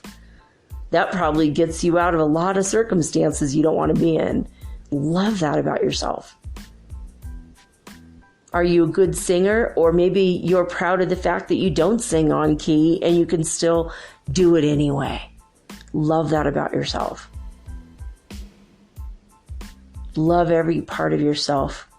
And learn, because that's going to raise your vibration anyway. That's what's helping us get to the 5th dimension. All right, so, okay, the next one is number 5. List all of your accomplishments and achievements. You can even create a wall of fame. You could put all of your diplomas and degrees and certificates, if you have them, on the wall. Or you could get a template on the internet and make up certifications and degrees. And they could be the most ridiculous of things, because every person on the planet has accomplishments, has achievements. Have you written one poem? That's an accomplishment. Have you written one song? That's an accomplishment. If you learned how to play the guitar or the piano, that's accomplishment. Have you learned how to potty train? You're not crapping your diapers and you're an adult. You know what? One of the hardest things that we have to learn as human beings is how to get out of diapers. That's an accomplishment. You learned how to walk. You learned how to talk. Those are all, it sounds ridiculous, but they're accomplishments. I mean, if you're 12 years old and you're listening to this, look at all you've been through. You've already graduated kindergarten. You know, you're about to graduate grade school, right? And if you're an adult and you're 60 years old listening to this, have you already had a marriage? Did it last more than a year? That's an accomplishment. Do you have a career? Did you graduate university? Those are accomplishments. Did you learn how to hula hoop? My God, that's a hard skill. That's an accomplishment. Hula hooping. You could hula hoop your way to happiness. Trust me, even if you don't know how to hula hoop and you can't get to work, it is so freaking hilarious to try. You know, learning to laugh at yourself, that's an accomplishment. Setting personal boundaries, that's an accomplishment. So write everything down. Maybe make a list. And I got this suggestion from Bill Bartman. He is a billionaire no one's ever heard of. He used to be a friend of mine. I mean, technically, if I saw him tomorrow, we'd still be like super, you know, cool with each other. I mean, we just kind of lost touch because I think he started using a different email and I got divorced and stopped talking to everyone for a while. But he's one of the most amazing people I've ever met. Very sweet, very humble, very unassuming. You would never look at him and go, oh my God, he's a billionaire. You would never know. Just a regular guy with a 12,000 square foot house in Oklahoma that he told me I'm welcome to go visit anytime. I met his wife. I've held his grandbaby. You know, I met his son-in-law. Just sweet people, wonderful people. And I got this information from him. He said, make a list of your accomplishments and type them up or write them down, fold it up and keep it in your pocket or your purse or your backpack. And anytime you feel like crap about yourself, because see, he was suicidal when he was in high school. He felt really bad about himself. He felt bad about his family. He was ashamed to be who he was back then. And he had a very strong woman standing by him from high school on. That was his high school sweetheart. They're still married. He's an amazing person. So if you feel bad about yourself, you pull out your accomplishments and read them off. And why not? You can make up fake certificates. Make them with crayon if you want. Put them on your wall. Tape them to your wall. And every day you walk into your wherever you have them, your kitchen, your office, your bedroom, even if you live in a studio apartment, tape them to the back of your door and you see your list of accomplishments. Make a wall of fame and read them before you go out the door every day. You deserve to feel good about who you are and about your accomplishments and everything you've achieved. Did you graduate from Girl Scouts or Boy Scouts? Did you earn one medal? That's an accomplishment. Really, everything. From grade school, from any time of your life. Last week, did you finish a piece of art? Did you finish a movie that you hadn't finished in a year? You finally got to it on Netflix and you finally finished the end of it, That's it's like weird, but it's an accomplishment, right? So list all your achievements and accomplishments, even if they're small. You learned how to get dressed. You learned how to brush your hair. What if you had a stroke and you learned how to talk again? That's freaking huge. My little cousin was 10 years old, 5th grade, had a stroke and had to learn how to talk and walk again. That was a massive accomplishment. Then he went into the Navy and got an honorable discharge. That is an accomplishment. There it is. You got your first job. That's an accomplishment. So list everything. No matter how weird or little or seemingly insignificant, If you went on a diet and you lost 1 pound, that is the first step in the right direction, and that's an accomplishment. Feel good about yourself and pat yourself on the back. When, not constantly forever, just don't break your arm patting yourself on the back, but really do feel good about yourself. You deserve to feel good about the things that you are managing to accomplish. This world, everything seems to work against us, right? It's so freaking hard. So anything you've been able to accomplish, gain a degree in university, gain a high school diploma. If you didn't graduate, but you got your GED, that's huge. If you're an alcoholic and you stop drinking, that's an accomplishment.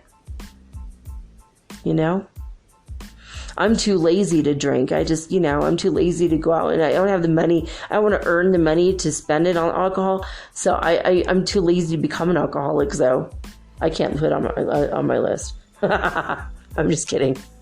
But seriously, anything that you've done, whether it's coming from something negative, gain out of a bad relationship, gain away from a narcissist, hug yourself right now. Pat yourself on the back. That is a huge freaking accomplishment. All right, so number 6. Allow for playtime. Create art, create music, go jump on a trampoline, go swing at the park, go down the slide like a little kid, go to the water park and go down the water slides, go swim in the ocean, swim in a hotel swimming pool. Do something fun and amazing. Go with your friends. My friend told me, I'm going to send you $20 right now on PayPal. I want you to take this money and spend $6 on giving 10 strangers an ice cream. Because I told him that ice cream was 50 cents in the park in Lima. I was in Lima, Peru at the time. He said, I wish I could be there, but take pictures and videos of your day as you do this. And I did. I sent him a bunch of pictures. And I got in trouble for giving away free ice cream because it was like, what the hell's your angle? What are you doing? What are you playing at? And the guy that came to me to ask me all these questions, the security came over. It was ridiculously hilarious. He and I ended up being really good friends, and he gave me free tickets to Green Day. Front frickin' row for my kids and I. Free tickets to see Green Day in concert. Revolution Radio Tour, baby. Oh my God. I have a million pictures. Okay, not really a million, maybe like 100 pictures on my Facebook. I was so freaking excited. I've seen Billy Joe multiple times just walking around Oakland, Berkeley, whatever. We kept running into him. I didn't know who he was, but I knew I liked him. I said hi to him a few times. But seeing him in concert after I realized who he was, oh my God. It was a dream come true. I was like, wow. So my friend gives me $20 and I sprained my ankle and the guy had to help me. We put ice pack. It was ridiculous. Then an Italian friend bought me a little pack of cocaine. He's like, this will take a pain away. I'm like, oh my God. This is like, you went and did an illicit drug deal on my behalf because I'm in pain. You're like weird, but also super sweet. Completely ridiculous. But just by giving free ice cream in the park to people. That was so fun. Now, don't sprain your ankle, but, again, I have problems walking sometimes. But allow yourself to play. Make a sandcastle at the beach. Do something. Make sure that you have a mandatory mental health day every single week. At least every month, take a whole day, whether it's on a Saturday or during the week. Try to take a mental health day. A lot of jobs in the United States, at least, allow for mental health days. I think throughout Europe as well. But even if you have to do it on the weekends, even if it's 1 hour, go watch the mimes in the park. If you hate mimes, make fun of the mimes in the park. Take a bunch of pictures, make a bunch of funny memes about the mimes. Mime memes. Okay. Number 7, hit the road, Jack. Get out of town one time per month, even if it's for a couple hours. Take a drive to the countryside, pick apples, pick out your pumpkin. I mean, this is October. This is the harvest season in the United States, at least for these things. Go do a corn maze.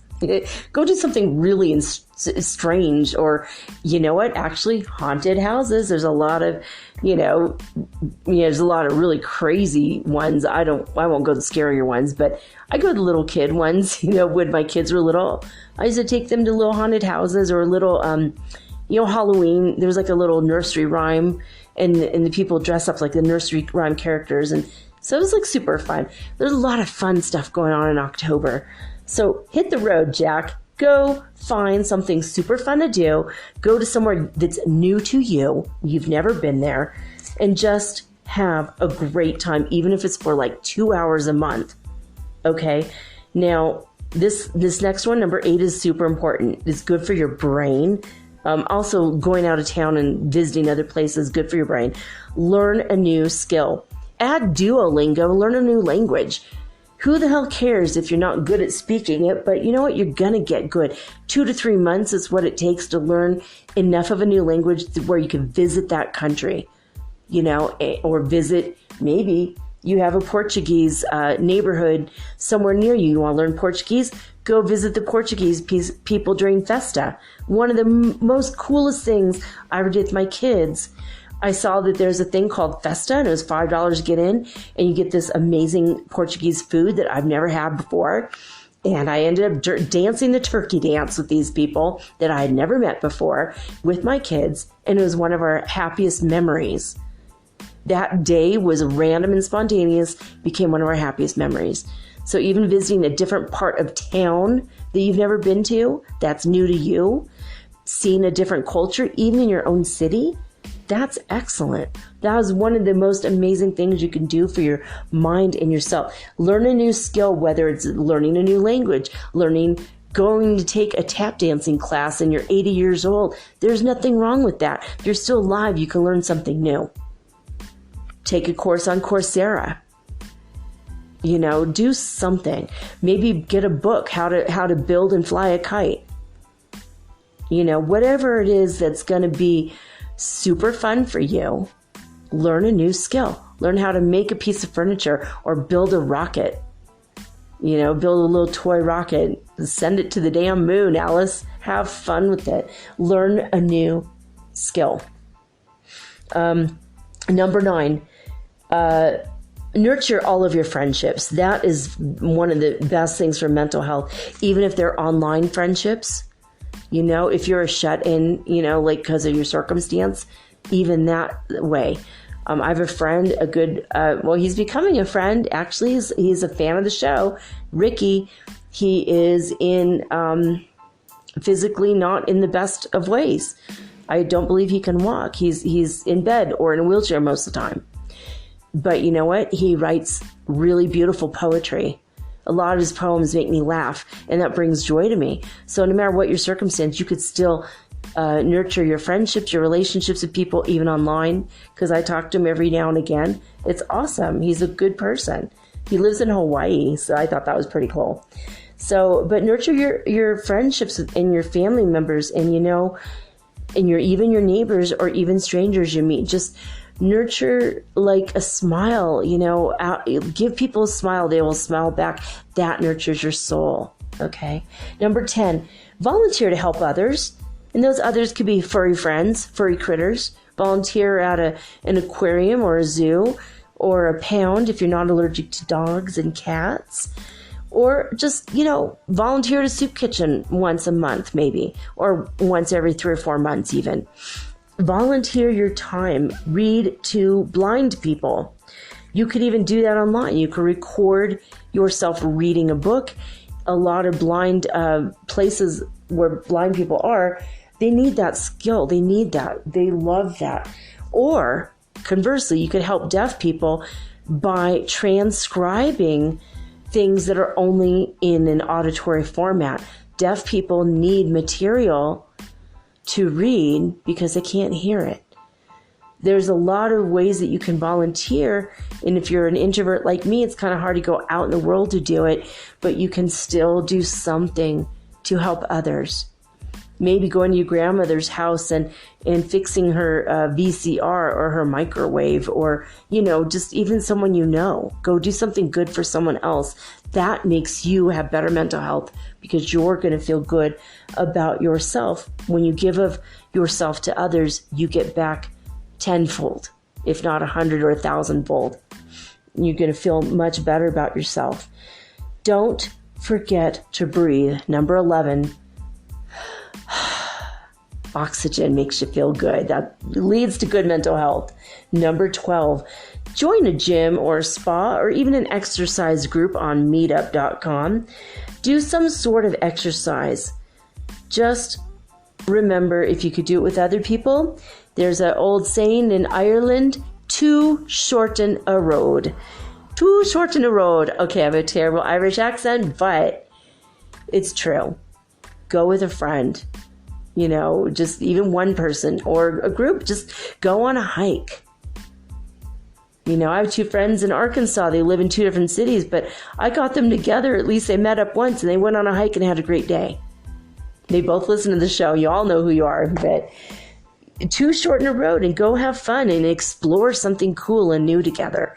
Just taking a hike or even a slow walk around a garden. Maybe there's like rose gardens where you live, or Huntington Library has amazing gardens. Descanso Garden in LA, some of my favorite places in the world.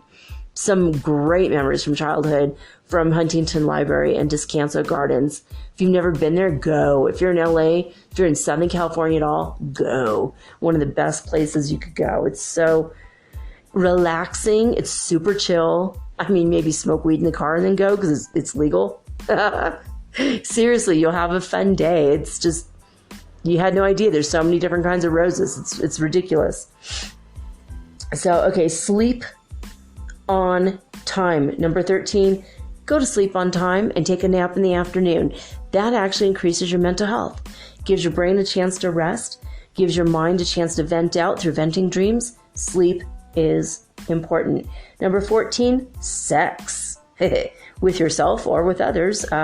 not a lot of others, but maybe have a partner, friends with benefit, or maybe you already are married or you're in a relationship. Make sure you take the time for your sensuality to come out, and making love literally makes more love in your body, in your brain. It actually releases endorphins. It's excellent. It's an excellent way to relieve and alleviate anxiety and stress and bring about a more positive sense of well-balance, which will lead to better mental health. Meditate, mindfulness, even chanting, something that will connect you to your innermost you. That's 15. Number 16, eat right, baby. Listen to Dr. Berg on the YouTube channel, Dr. Berg. He talks all about the best things for your body type if you need to lose weight. Also, he talks about nutrition and supplements and vitamins and minerals. This week, I'm going to do another episode about minerals. This time last week, I did vitamins. I think we're going to go over that tomorrow. Yeah, we're going to do that one tomorrow. All right, so respect yourself. Number 17, respect yourself. Yeah, that's right, baby. Respect yourself. Set up your healthy boundaries. Back in February, I did an episode on how to have healthy boundaries in romantic relationships. Set those up, baby. Learn to say no when you need to. Learn to be assertive. Take a class on assertiveness. I'm sure even online you can find something. Respect yourself and others will respect you. That will lead to better mental health. Have your own boundaries. Set them. Set alarms to go to bed on time. Set alarms to eat on time if you have blood sugar issues or whatever. Number 18, cut out the negos. Cut out the narcissists, and if you have any psychopaths or sociopaths in your life, you don't need to hang around these people. You can love them from a distance. Cut out the negativity. That includes constantly negative news, CNN or any news channel. Don't listen to constantly negative news. Now, I know that can affect you mentally. It could give you anxiety.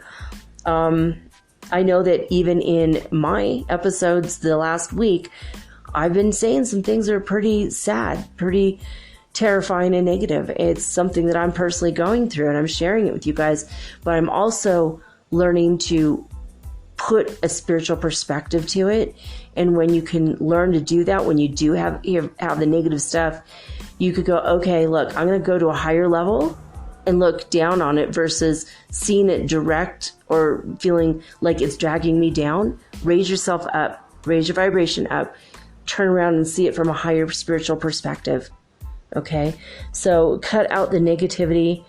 I'm going to try to be a little bit more positive in my podcast. I know yesterday was really, I was really going through it, but I'm being genuine and honest about what I'm going through and why. Sometimes the last few days my shows have been a little bit late, and that's why I'm not getting them out on time. Yesterday was a really rough day, but today's better. The next day's always going to be better, right? Having a bad day, that means tomorrow is probably going to be a better day, and if it gets worse, that means the next day is going to be great, Up, down, that's the way it is with energy. Until we can all be in the fifth dimension and we all have a great day all the time. That's what it's going to be. So cut out the negativity, like the negative people that bring you down and tell you that you don't have the power to achieve your dreams. That's what I'm talking about, though. When I say cut out the negos and the negativity, they say you can't do it. You can. Of course you can. If you have a desire in your heart, God's going to give you every power in every fiber of your being to get it accomplished. God gave me an idea that I'm going to get a house here. Now I'm not sure. We're going to kind of not buy it. I don't have the money in this moment, but I will. It's coming very soon.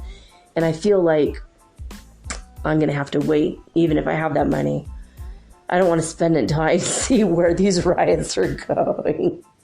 Visit Ecuador. It's a riot. Even with the negativity, I'm finding a way to laugh, and I think you should too. Even in your negativity, try to find something and cut out the negativity coming from yourself as well. It's something I'm still working on in me. Number 19, put everything into a spiritual perspective, as I was just talking about, including the news, including your past, including how other people are. Oh, she's so negative. She's saying, I can't do it. Oh, wait a minute. Turn it around. Spiritual perspective. It's because she doesn't believe she can accomplish her dreams. That's why.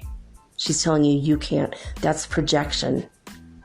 People, they're negative and they think that you can't do it. They're afraid you're going to do it and leave them behind. They don't want to feel abandoned, so they're going to keep you down with them because they don't know what else to do because they're afraid to lose you. Put it in a spiritual perspective. If you could do that, that's going to increase your mental health. Number 20, educate yourself more. Get a certificate or a diploma, or go back and get a degree. Or what if it's just a quick little course for a couple weeks on Coursera? Even if it's a TED Talk or a documentary about spiritual things or about the law of attraction, something that's going to be a really positive, uplifting boost in your life. Okay? So, TED Talks, I mean, seriously, 15 minutes, 10 minutes, some of them are 8 minutes, it can change your life.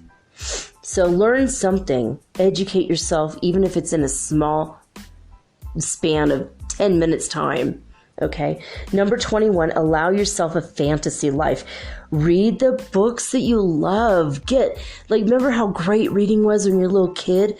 Find, even when the books you read as a little kid, go back and read Where the Wild Things Are. I think I checked that out of the library 25 times a year. It was my favorite book. But maybe do a LARPs, role-playing games with other people. Maybe go to the Renaissance Fair if that's your bag, baby.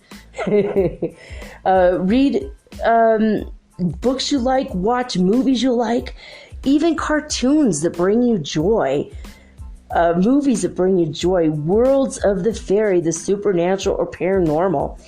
And also allow yourself a fantasy life in the ideas of dare to dream your best life ever. But never, ever, ever, ever compare yourself right now where you are to where you want to be, because then you're going to think, so I'm not there, and then beat yourself up about it. Don't go there. Once you have a dream, know it's on its way to you without a shadow of a doubt. Don't allow the doubt to creep in. Don't allow that shadow to come in. Keep a light on your dream at all times. Allow yourself a fantasy world. Allow yourself a fantasy life. Live magically, if that's your thing. And without a doubt, all of your dreams are on their way to becoming true.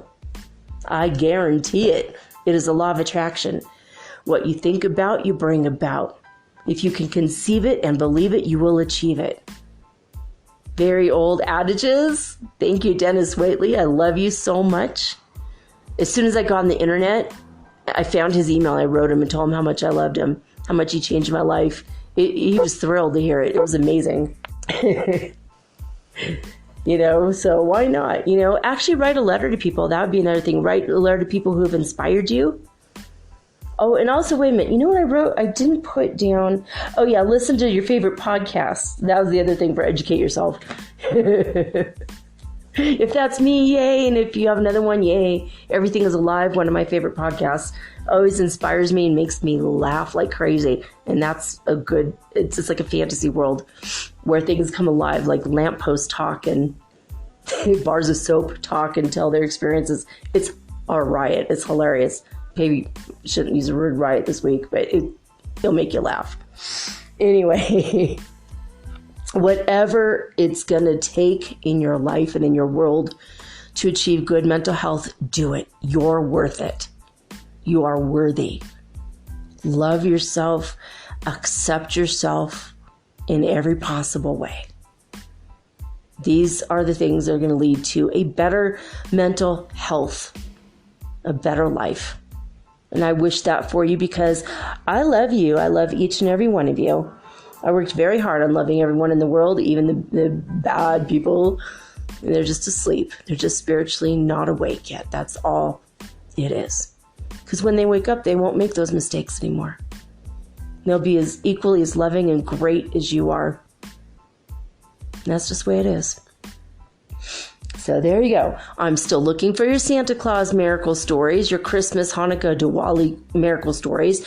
I'm still looking for your ghost stories for Metaphysical Ghost Speak coming up now in just a couple weeks. 20 days. Oh my God. I love each and every one of you. Thank you for in advance. I just got a donation from Rebecca. Thank you for that. I appreciate you so much. And you know what? I love you too, Rebecca. Thank you so much. I want to say thank you to the people who are already starting to share with your Facebook groups, Instagram, spreading the word about the show. That is excellent. Don't forget to leave a nice review for me if you think I deserve it on iTunes. That's how I'm getting on the map with iTunes. And that's how we're getting out there more and more and more. Thank you guys. I see the results of it. And I'm so grateful to you. Thank you for being on this ascension journey with me. If we haven't met in this life, we've known each other from heaven, for sure. You know, you're my soul tribe, and I'm so grateful to you. Hashtag Soul Tribe, hashtag Soul Family. It's how you find me on Twitter, at MermaidGirl888, Twitter and Instagram. Well, that's it. We're running out of time, baby. I gotta go. So right now I'm signing off. I'll be back tomorrow with all unique programming. We're going to talk about minerals, what the deficiencies cause and what too much of them cause and which ones are the best ones for you tomorrow. And don't forget to eat a piece of chocolate every now and again. That also increases your mental health. All right. Signing off with peace and joy and the high vibes of the holy fifth dimension. Until next time, guys, peace out.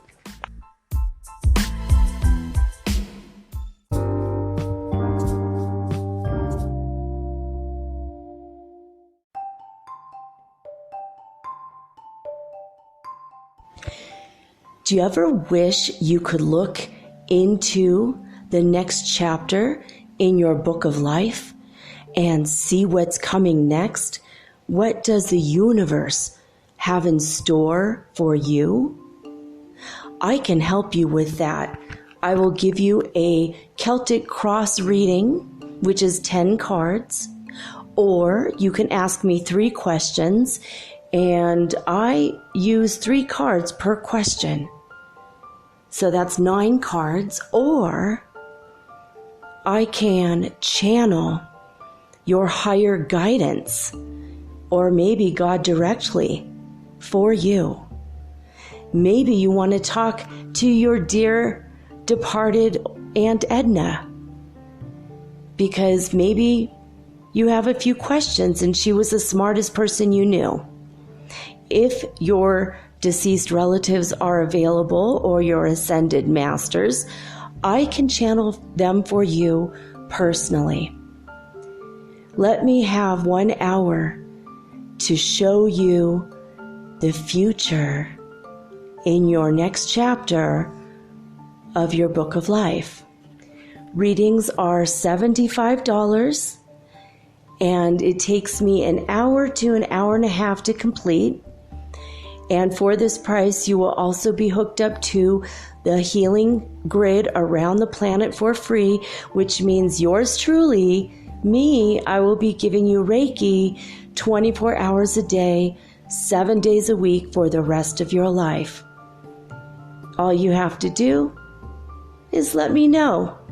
metaphysicalsoulspeak@gmail.com, and we will explore your future together.